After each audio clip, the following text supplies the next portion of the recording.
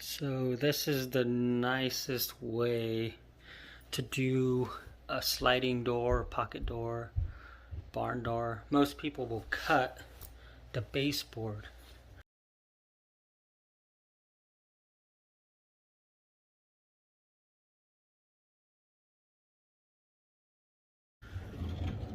For the door. Because if you don't cut the baseboard, you have a gap because the baseboard, well, what I did was I added this trim here. I ran it to the corner so it made it look like it belonged.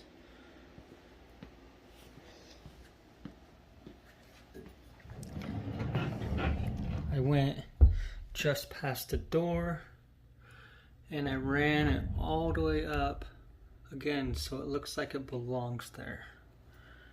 As you can see, it looks really nice. No cut baseboard.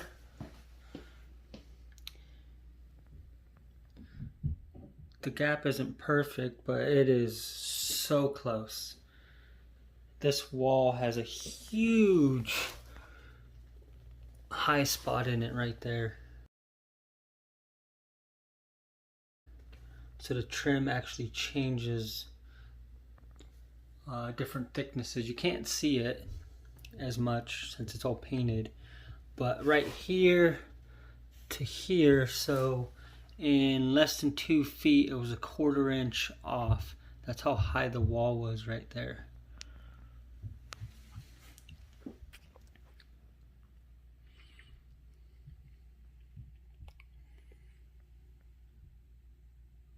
Pretty nice.